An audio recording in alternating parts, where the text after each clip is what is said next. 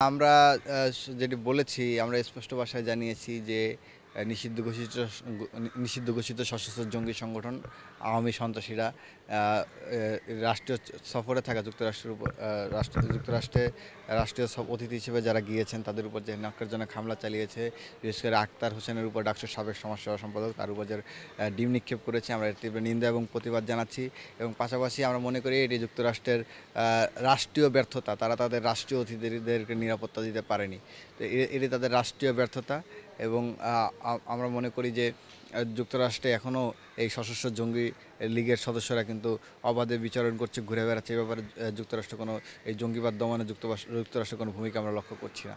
আর আমরা মনে করি যে নিষিদ্ধ ঘোষিত জঙ্গি লীগ যে তাণ্ডব চালিয়েছে, জুলাই গণহত্যা চালিয়েছে, তারা তাদের সেই স্বভাব তারা বদলায়নি, সেই তাদের স্বভাব তাদের অব্যাহত আছে। এবং সেই স্বভাবের সেই আচরণের মানে ধারাবাহিকতা হিসেবেই জুলাই বিপ্লবের উপরে যে তাদের যে ক্ষোভ, সেই ক্ষোভ প্রদর্শন করার জন্য মূলত জুলাই বিপ্লবের একজন সম্মুখ সারির যোদ্ধার উপরে এই ধরনের ন্যাক্কারজনক হামলা চালানো হয়েছে। এবং তারা যে বাংলাদেশ বিরোধী শক্তি, তারা যে ভারতের এজেন্ডা বাস্তবায়ন করে এবং আপনার 5 আগস্টের পরে বাংলাদেশের এই অঞ্চলে যে ভারতের আধিপত্য অনেকটাই ভেঙে পড়েছে, এতে তারা অনেকটা ভীত সন্ত্রস্ত এবং অনেক কষ্ট পেয়েছে। সেই কষ্টের জায়গায় যারা যারা বাংলাদেশের সপক্ষে শক্তি রয়েছে তাদের উপর তারা এই ন্যাক্কারজনক হামলা চালিয়েছে। আমরা এর তীব্র নিন্দা এবং প্রতিবাদ জানাই। এই আক্রমণ শুধু ব্যক্তি আক্তার বা ব্যক্তি মির্জা ফখরুল, তাহের বা তাসনিম জারার উপর আক্রমণ নয়, এই আক্রমণটা সমগ্র বাংলাদেশের উপর আঘাত, সমগ্র জুলাই অভ্যুত্থানের উপর আঘাত।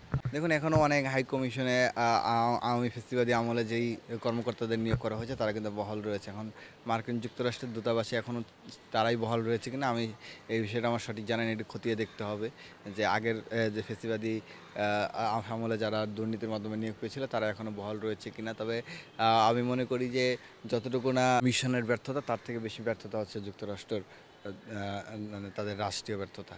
তারা একটি দেশের রাষ্ট্রীয় অতিথিদেরকে তারা আসলে সেভাবে সম্মানিত করতে পারেনি, তারা নিরাপত্তা দিতে পারেনি, তারা জঙ্গিবাদ দমনে ব্যর্থ হয়েছে। এটা তাদের তাদের ব্যর্থতা। তবে দূতাবাসেরও ব্যর্থতা থাকতে পারে। দূতাবাস হয়তো আগে থেকে অবহিত করছে কিনা যে এই ধরনের ঘটনা ঘটতে পারে, বা তাদের কাছে ইনফরমেশন ছিল কিনা, বা থাকলেও তারা এড়িয়ে গিয়েছে কিনা, এই ধরনের প্রশ্ন থাকতে পারে।